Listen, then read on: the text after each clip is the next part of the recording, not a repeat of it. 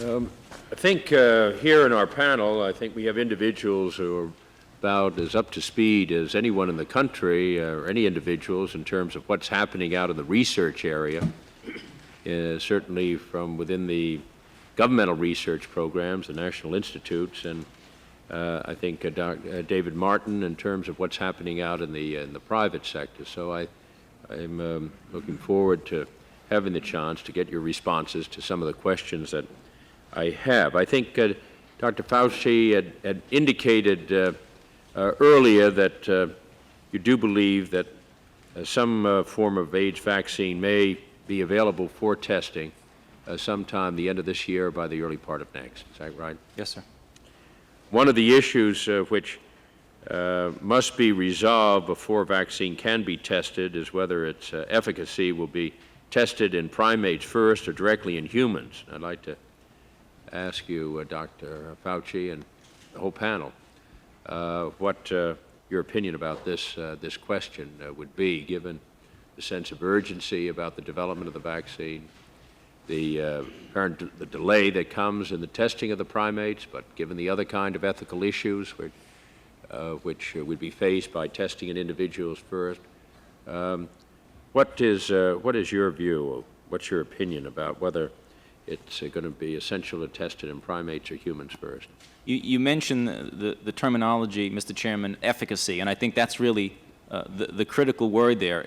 There's no question that any material that will be put into man should be tested first for safety, toxicity, and immunogenicity in animals. The standard approach would be to get an animal model that most closely resembles the human situation. And in this situation, that's the chimpanzee, which is infected with the human virus. So the standard approach that's assumed by most investigators is that you would have to show in a chimpanzee that if you immunized that animal who could be infected, that in fact you could prevent the infection in that animal and then go on to humans. The difficulty with the chimp model is that the chimp does not get the disease. The chimp gets infected, does not get immunosuppressed, and does not get the disease. So it could be argued by some that even if you put it into the chimp and you do or do not show efficacy, whether or not that, strictly speaking, could be directly extrapolated to man. So it's an argumentative point. It is not something that's an open and shut case. Dr. Katz?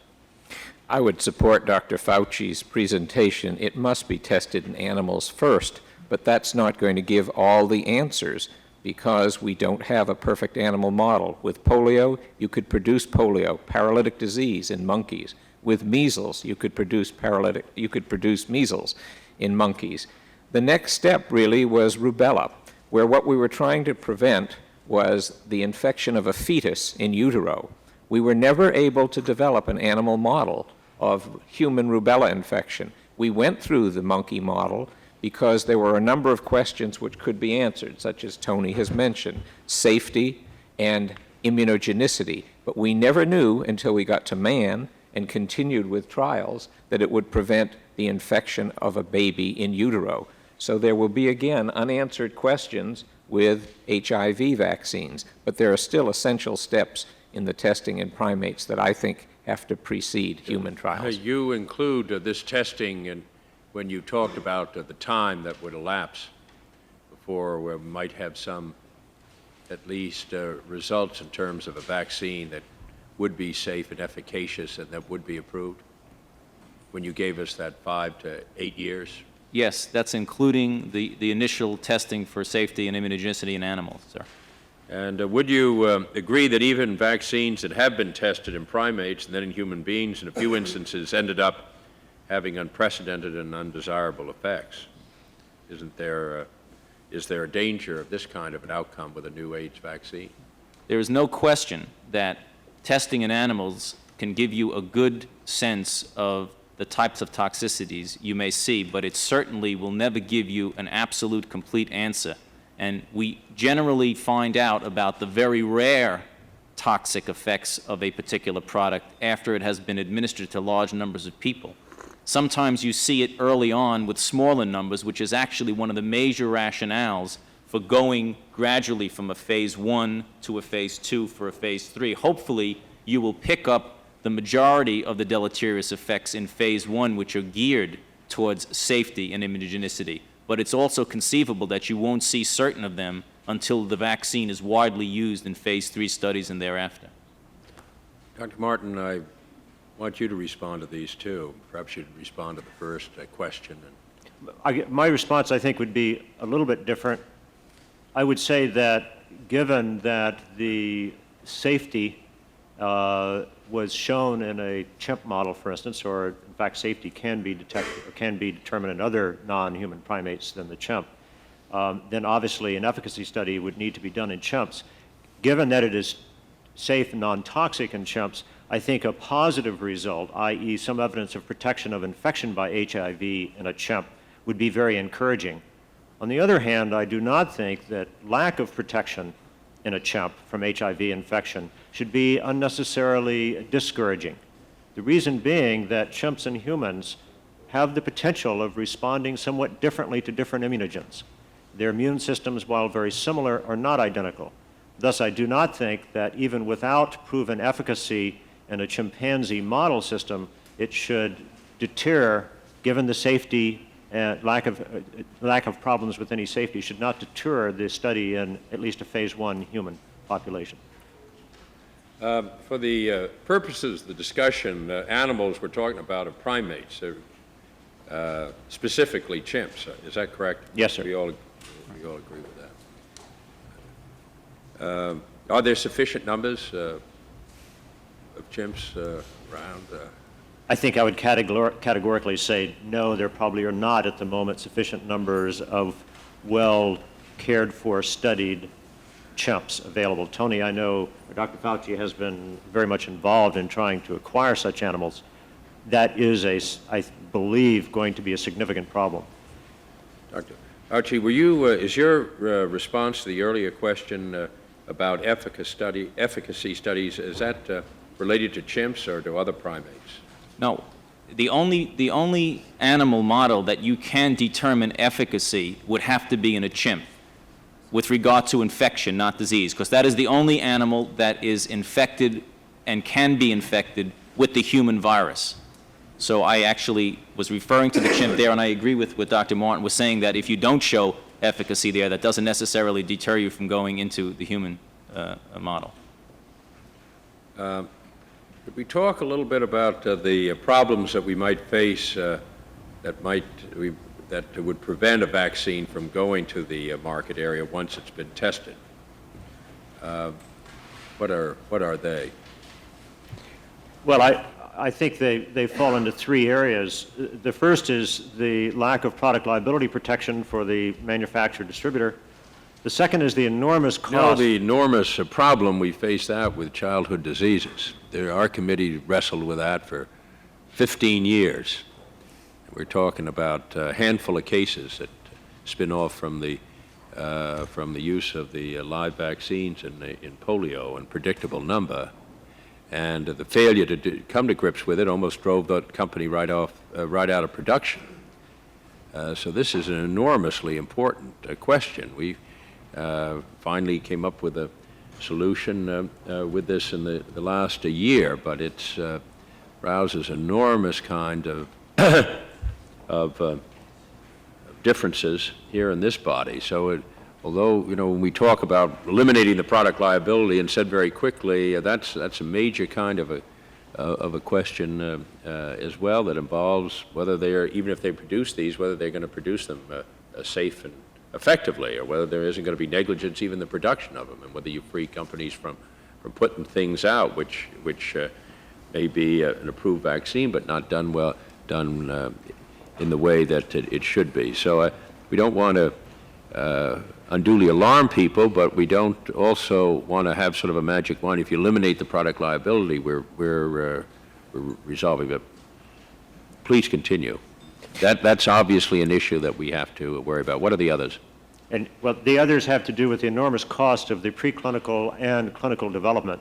Perhaps you are aware that in a research and development program, for instance, for an AIDS vaccine, that the research effort, the successful research effort, really accounts for only about 10% of the cost of developing an AIDS vaccine.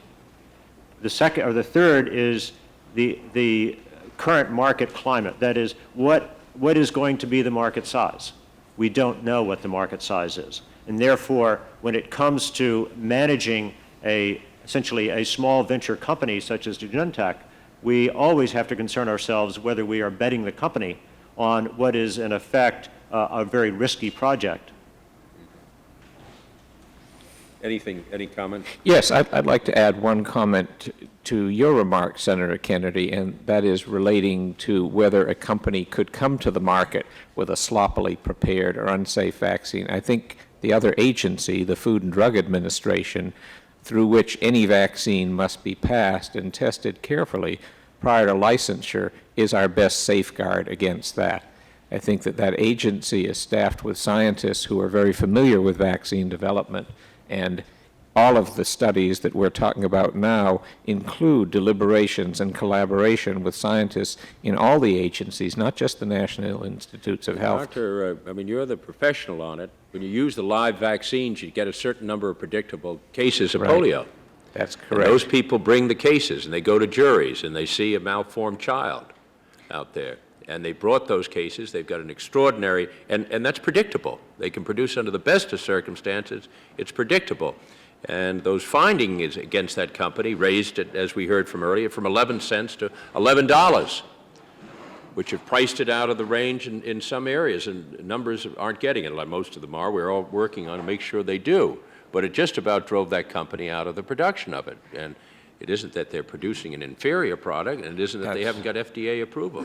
Well, these are some of the side effects, which in a very, and you're more familiar with this than I am, but we've just been wrestling with that for a long time and trying to come up with a way, a fair way and an equitable way. And it's certainly one that we we'll have to do with this as well, and we should, and we're going to have to be creative and imaginative and work with the scientific and the private sector to be able to do it. Mr. Cunningham? I'd just like to add these remarks about it. In the California model of tort reform, a couple of points were the guiding points in development of that legislation. One was that the sponsors of that legislation were not asking for the manufacturer to be excluded or to be excused from fault, responsibility for his fault.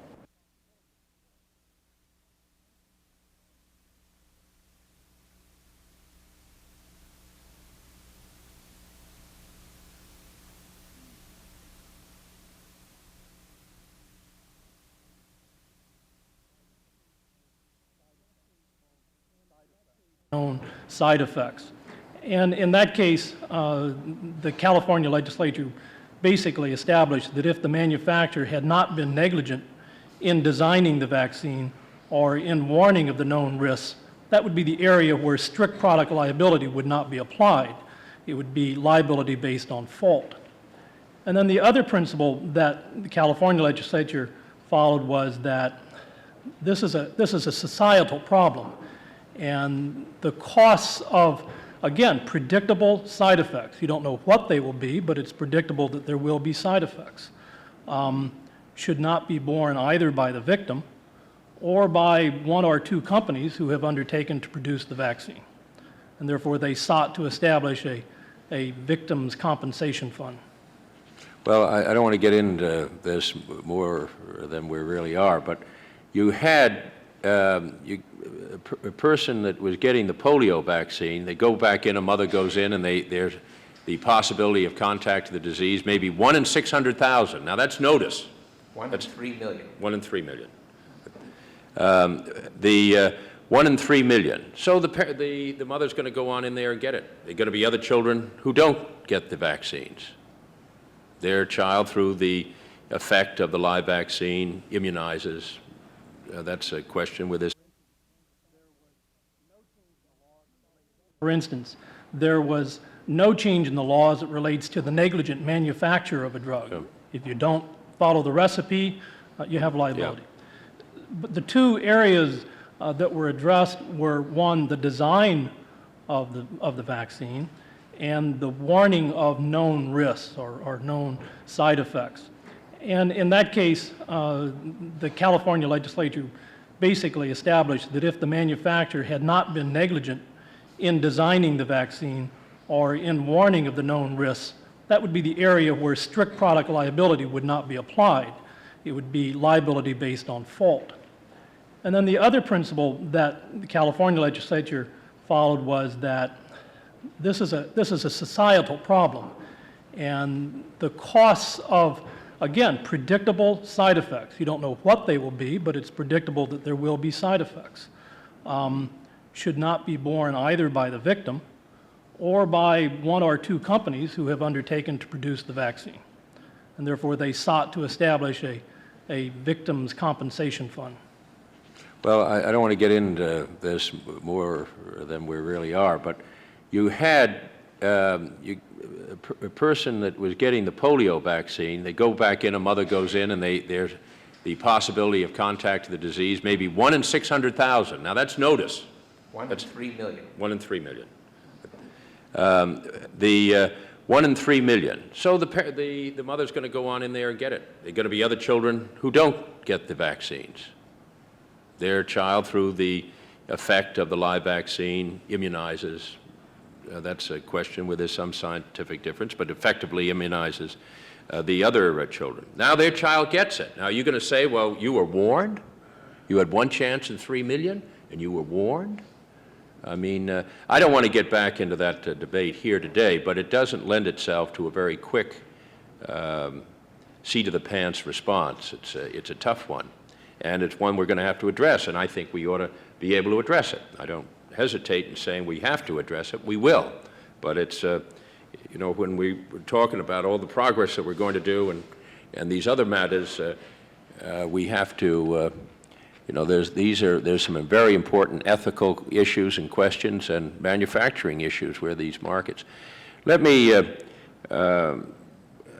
Dr. Fauci. Say we get a vaccine. Do you think are we talking about a compulsory immunization program in this country? The policy for vaccine usage is one that's established by the Public Health Service through a variety of consultative mechanisms, of which Dr. Katz just mentioned. He's the chairman now of the Vaccination Immunization Advisory Committee, and that's a question that I really can't answer right now. It really will depend on bringing the best individuals from various segments of society and approaching that very important question. Where do you come out on it now? Do you give it? As a scientist and not as a policymaker, I would say that given the fact that we know that this virus can be spread heterosexually and that it is a sexually transmitted disease, I would lean in favor of the more extensive immunization as opposed to restricted. Dr. Katz, do you? I think we're loath in this country to mandate that you must do things of this sort. And if this were to be a vaccine used well, we do it tentatively with regards to these children diseases in order to be able to go to school. But you can get excused. You can. You can get a letter from your physician that says your mother doesn't believe in this, or that you have. That's right, but those are the exceptions. But I think that there are several issues involved here, and one is the one you've mentioned. If this were a vaccine that's given to children, by and large, the preventive medicine practices in public health clinics and in private practice in this country are such that childhood immunization is widely followed. More than 98% of children have the recommended vaccines even before they get to school. So that there is the custom and the tradition and the belief in the efficacy of preventive vaccines in childhood. It's the adult vaccines where we do miserably. Hepatitis B, the pneumococcal vaccines, influenza vaccines. There isn't the same tradition and custom in giving vaccines to adults. So I think part of the answer to this is going to be to whom will you administer it and for whom will it be recommended, and then to see the record of how you achieve immunization with it. Dr. Fauci, what can you tell us about when this vaccine is developed in terms of the phase 1? Are they going to immunize those without the antibodies or those with the disease? Do you? Again, that'll be a matter of policy decisions from advice from a number of sectors. There are pros and cons to each from a scientific standpoint, which I can address very briefly for you. The pros of immunizing individuals, forgetting phase 1 or phase 2, but actually going out and having an immunization for the purpose of preventing either infection or disease, the pros of immunizing an individual who is not yet infected is that, in fact, you can prevent the acquisition of the virus with all its unfortunate side effects. One of the disadvantages of that is that you don't address, by the vaccine question, those million or more individuals right now in this country who are already infected. Now, as Dr. Katz mentioned, there are other alternative modes of approaching that by chemotherapy and immunological reconstitution. So that's looking at the non-infected individuals. One of the potential positives of immunizing individuals who are already infected is that you have a crack at preventing the progression to full-blown disease. One of the disadvantages, the potential disadvantages, is that you don't know what particular new toxic side effect you might see if you rev up an immune system against a component that they're already infected with. So scientifically, there are pros and cons to each. Let me ask you, how many people who are not infected do you think are going to line up for this vaccine? How many people that are Yeah, not infected? are not infected are going to volunteer to take this? I mean, do you think that's realistically in terms of a public behavioral kind of thing? Do you think they're going to want to take it? I think that you will see, and then this is just an opinion that I get from speaking to individuals at any groups. I have no scientifically based way of giving you an accurate number, Mr. Kennedy, but I can tell you that I feel that there will be individuals within what we call the currently established risk groups who would come forth to volunteer, even though they're not infected, full well aware, one, that they're interested in participating in research endeavors, and also with the possible benefit that they may themselves be immunized to protection. I might add that knowing that a vaccine, a potential vaccine, is made by recombinant DNA technology, and understanding the difference between immunizing with a recombinantly derived vaccine versus a killed or an activated virus, having subjects understand that, I think, will change the attitude that prevailed at the time of the initial polio vaccination. The public has to be educated as to what the risks are. The risks are not getting AIDS from the vaccine. Those risks do not exist with the recombinant-derived vaccine. The risk are the side effects. Mm-hmm. Just a broader question, Dr. Fauci and the others. Do you see the danger in our society as this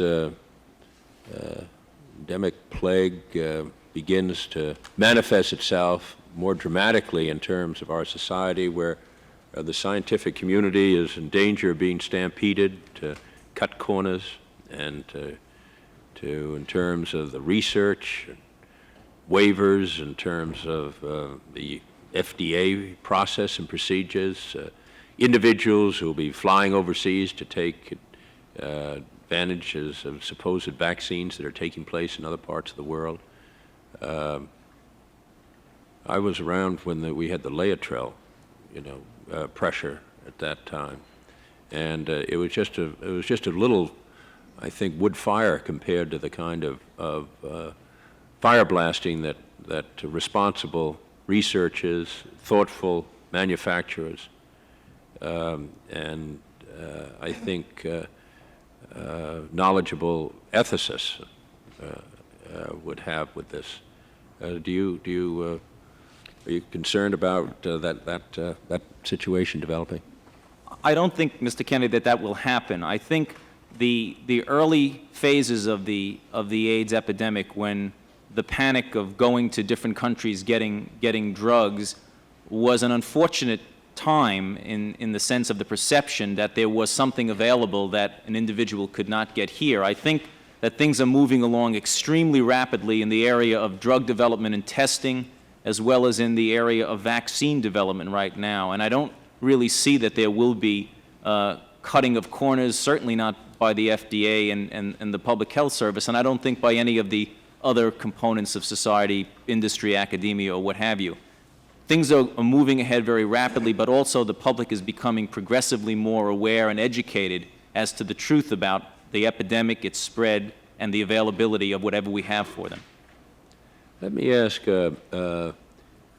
Dr. Martin, what should we be doing at the federal government level to help the private sector to try and deal with some of these questions that will very dramatically and significantly affect whether we are prepared to get this distributed in a commercial way, should we get the kinds of progress that all of us are very hopeful about? Should we be, what should we be thinking about now? What should we be doing to try and get ahead of the curve so that we're not just reacting somewhere down the road in a way that might not make sense in terms of an orderly, rational response from the private sector and an important positive impact in terms of the health of the American people? Senator, I think from the scientific point of view, the two specific things I mentioned, that is to support